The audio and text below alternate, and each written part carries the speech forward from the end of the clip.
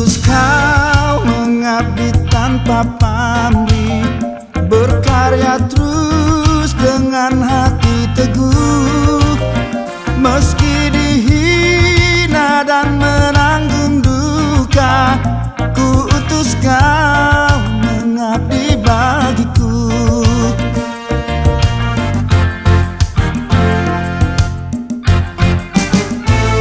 Ku utus Kau membalut yang terluka, menolong jiwa syarat berkeluh, menanggung susah dan derita dunia. Ku utus Kau berkorban bagiku. Salam jumpa kembali Bapak Ibu dan Saudara-saudara. Kita sudah di akhir bulan Juni saat ini, dan kita mau belajar bersyukur bahwa Tuhan tetap memelihara hidup kita dengan segala pergumulan-pergumulan yang tetap terjadi, tetapi kita boleh merasakan kasih setianya tidak pernah meninggalkan kita. Bacaan kita akan mengajarkan pada kita, sekalipun kita banyak pergumulan, mari kita tetap hidup di dalam karya pembaharuan Kristus untuk memberikan pembaharuan juga kepada sesama kita. Firman Tuhan dari Galatia pasal 5 ayat 16 sampai dengan 26. Mari kita bersama-sama berdoa. Tuhan Yesus, kami mau belajar bersyukur dalam setiap langkah kehidupan kami, karena kami tahu bahwa Engkau tidak pernah meninggalkan kami. Dikala kami terjatuh, Engkau juga ada bersama kami untuk menopang, sehingga sesungguhnya kami tidak tergeletak. Ketika kami bersuka cita, Engkau juga ada, supaya kami tidak jatuh di dalam kesombongan dan melupakan diri, semua merupakan berkat Tuhan. Kami bersyukur Engkau selalu mendampingi kami. Oleh karena itu biarlah kami mau belajar dari firman Tuhan yang akan menuntun langkah hidup kami ke depan, semakin menyatakan kemuliaan sorgawi. Berfirmanlah ya Tuhan, berkati hamba-Mu dan berkati kami semua. Inilah doa kami dalam nama Tuhan Yesus Kristus. Amin. Maksudku ialah, hiduplah oleh Roh, maka kamu tidak akan menuruti keinginan daging. Sebab keinginan daging berlawanan dengan keinginan roh, dan keinginan roh berlawanan dengan keinginan daging, karena keduanya bertentangan. Sehingga kamu setiap kali tidak melakukan apa yang kamu kehendaki. Akan tetapi, jikalau kamu memberi dirimu dipimpin oleh roh, maka kamu tidak hidup di bawah hukum Taurat. Perbuatan daging telah nyata, yaitu percabulan, kecemaran, hawa nafsu, penyembahan berhala, sihir, perseteruan, perselisihan, iri hati, amarah, kepentingan diri sendiri, percideraan, roh pemecah, kedengkian, kemabukan, pesta pora dan sebagainya. Terhadap semuanya itu kuperingatkan kamu, seperti yang telah kubuat dahulu, bahwa barang siapa melakukan hal-hal yang demikian, ia tidak akan mendapat bagian dalam kerajaan Allah. Tetapi buah roh ialah kasih, sukacita, damai sejahtera, kesabaran, kemurahan, kebaikan, kesetiaan, kelemah lembutan, penguasaan diri. Tidak ada hukum yang menentang hal-hal itu. Barang siapa menjadi milik Kristus Yesus, ia telah menyalibkan daging dengan segala hawa nafsu dan keinginannya. Jikalau kita hidup oleh Roh, baiklah hidup kita juga dipimpin oleh Roh. Dan janganlah kita gila hormat, janganlah kita saling menantang dan saling mendengki. Bapak Ibu dan saudara-saudara, seorang ibu tua. Dia ada di pinggir sebuah tempat sampah yang besar. Ya. Dia tergeletak di situ, rupanya kalau disebut pingsan itu nggak sadarkan diri ya enggak, tapi dia sudah ya setengah sadar setengah tidak. Dia untuk ngambil makanan dari tempat sampah sudah tidak kuat. Rupanya sudah beberapa hari dia tidak makan, lalu dia terduduk dekat tempat sampah dan dia ingin makan tapi belum sempat ngorek, tangannya udah lemes, badannya lemes. Lalu tiba-tiba datanglah seorang anak muda, seorang gadis muda, ya remaja gitu ya. Lalu dia lihat nenek ini dengan penuh cinta kasih, dia membangunkan nenek itu dan memberinya minuman seteguk demi seteguk. Jadi anak remaja ini lewat sambil bawa gelas minuman yang sedang mau dia minum. Tapi ketika dia lihat nenek itu terjatuh dan lemes, lalu dibangunkan, kemudian ditopang, suruh minum sedikit-sedikit. Lalu dia tanya, kenapa? Apa pusing? Diam saja nenek itu. Apa lapar ya, Nek? Iya. Oh gitu ya. Ya sudah, nenek minum dulu sedikit-sedikit supaya perutmu tidak kaget diisi air yang banyak. Nah, nanti kalau sudah agak segar, nenek tunggu sini, aku cariin makan ya. Duh, kamu mau cariin makan di mana? Dan nenek diam aja di sini. Nah, ketika nenek itu sudah agak segar, gadis kecil tadi, remaja putri tadi segera meninggalkan dia dan pergi. Ternyata rumahnya dia itu asrama anak-anak yatim piatu. Dan dia pergi ke dapur, dia bicara dengan bagian dapur mengatakan tidak bisa. Kita juga terbatas. Ya. Kita juga bergantung pada belas kasihan orang lain. Kamu masih muda, kamu perlu makan banyak, nenek itu sudah tua, sudah biarkan saja. Tapi kemudian gadis itu merogoh sakunya dan mengeluarkan uang sedikit, 5.000-an yang kucel gitu ya. Dia bilang, aku beli deh nasimu 5.000. Ya. Wah, bagian dapur bilang, benar ya, ini buat aku ya. Iya, udah ambil ke nasi. Diambil ke nasi dengan lauk, lalu gadis kecil itu kembali ke tempat nenek. Nenek itu makan dan gadis itu mendampinginya. Dan gadis itu berkata, pelan-pelan Nek, supaya jangan sakit perutmu, jangan tersedak, sudah beberapa hari kamu tidak makan. Ya, nenek itu bilang, ya. Pelan-pelan dia mengunyah nasi, sampai akhirnya nasi itu habis dan nenek itu mulai seger lagi. Ya, padang mukanya. Terjadilah obrolan. Dan nenek itu mengatakan, aku tidak tahu dari mana dan mau kemana.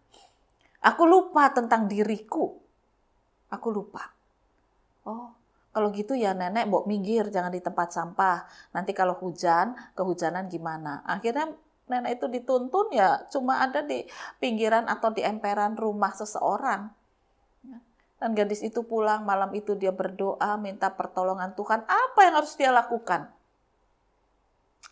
Kemudian pagi-pagi dia datang kepada ibu asrama, bapak asrama, dan dia menceritakan apa yang dia alami. Ibu asrama terdiam dan berkata, kasihan ya. Sebetulnya ya kami mau nolong, tapi kamu tahu toh di sini terbatas juga makanan dan tempat kita. Gadis itu menawarkan diri begini, boleh nggak nenek itu kita bawa pulang? Nenek itu biar tidur di tempat tidurku, aku di lantai. Aku masih muda, aku kuat. Nanti aku pinjam tikarnya saja. Jadi tikar yang ada di alas kasur itu akan dia tarik, neneknya suruh tidur di ranjang dengan kasur tipis, sementara dia tidur di lantai.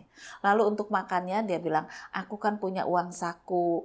Kadang-kadang kalau ada tamu ke sini kan anak-anak suka dibagi uang saku. Aku nggak pernah jajan. Nah gimana kalau nenek itu makan dari uang sakuku? Ibu asrama kaget, aduh anak ini luar biasa sekali ya.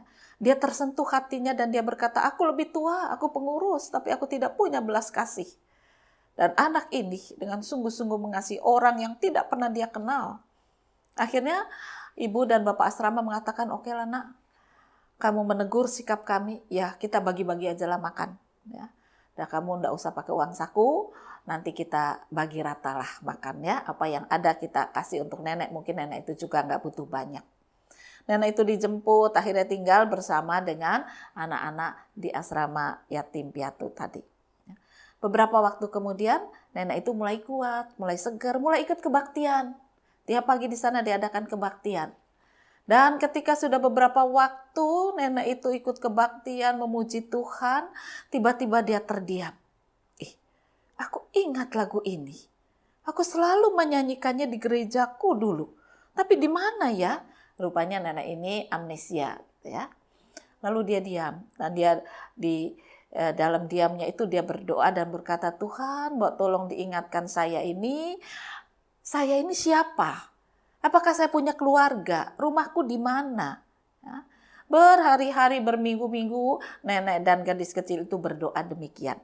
Supaya Tuhan mengaruniakan ingatan yang dipulihkan sehingga nenek itu tahu siapa dirinya. Nenek itu semakin kuat, semakin sehat. Lalu dia juga berkata begini kepada ibu dan bapak asrama. Aku dulu tuh pandai bercocok tanam. Pandai membuat sesuatu yang menarik. Boleh enggak kalian beli kacang hijau? Buat apa, Nek? Nanti tak ajarin bikin tauge. Nanti taugenya kamu jual. Tauge bikinanku tuh bagus loh, gitu ya. Nenek itu mulai pulih ingatannya bahwa dia pandai melakukan sesuatu. Nah, kemudian dia berkata lagi, kalau tempe bikin aja lah. Wah, sini nggak bisa, repot. Saya yang buat. Ya, Bapak Ibu asrama bagian dapur beli aja delai mentah sama daun pisang kan di sini banyak. Nanti saya yang buat. Nah, Ibu dan Bapak asrama bagian dapur mulai tertolong secara ekonomi. Ada beberapa hal yang tidak usah mereka beli lagi. Lalu nenek itu mengatakan, ayo kita nanam daun bawang, nanam bayam, nanam seledri, nanam wortel yang bisa ditanam, mari kita tanam toh.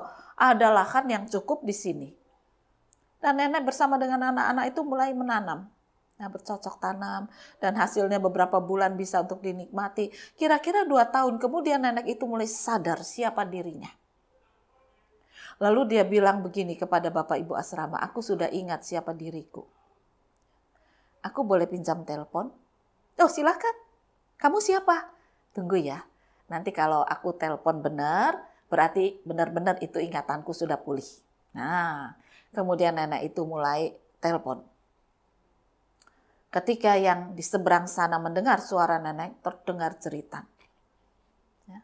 Ibu, Bapak, Ibu asrama itu nguping tapi nggak bisa terlalu jelas, namanya telepon biasa bukan HP ya. Lalu setelah bercakap-cakap ada tangisan-tangisan, lalu nenek itu menutup telepon dan berkata, besok mereka akan jemput aku. Dan sungguh esok hari sebuah mobil bagus datang menjemput nenek dan ada anak, ada mantu, ada cucu. Ternyata nenek ini adalah orang yang mampu di kampungnya.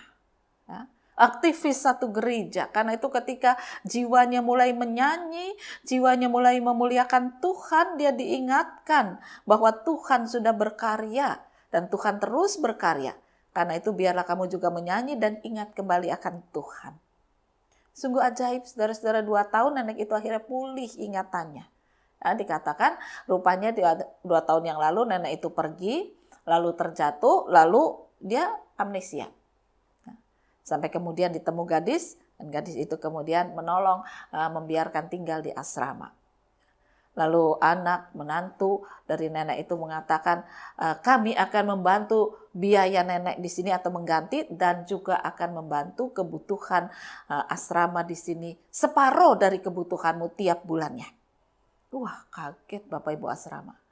Lalu anak gadis kecil itu ditanya, besok kalau kamu sudah lulus SMP di sini, kamu akan kami sekolahkan. Ya, untuk melanjutkan ke tingkat yang lebih tinggi. Hatimu sangat baik, membuka jalan bagi seseorang yang tidak tahu siapa dirinya, kamu pulihkan bersama dengan tuntunan Roh Kudus dan akhirnya dia ingat siapa dirinya. Semua itu terjadi karena kemurahan Tuhan. Nah, demikian juga firman Tuhan mengatakan kepada kita, marilah kita menjadi malaikat-malaikat bagi seseorang.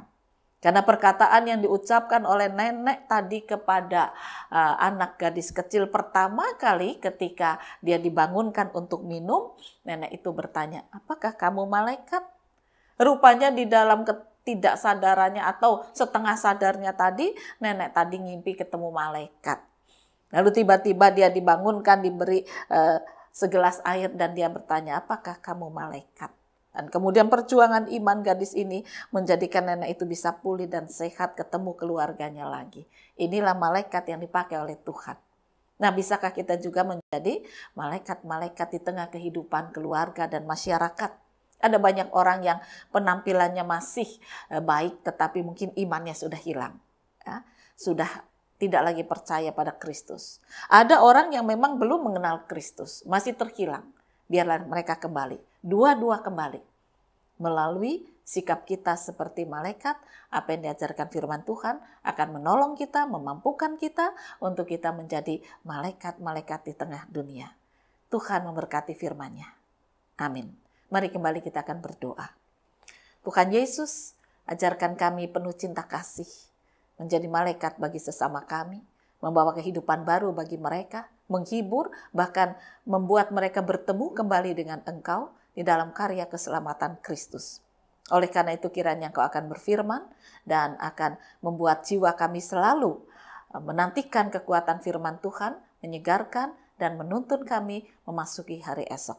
Berkaryalah ya Tuhan. Inilah doa kami dalam nama Tuhan Yesus Kristus. Amin. Ku utus kau kepada yang tersisih, yang hatinya diliputi sendu.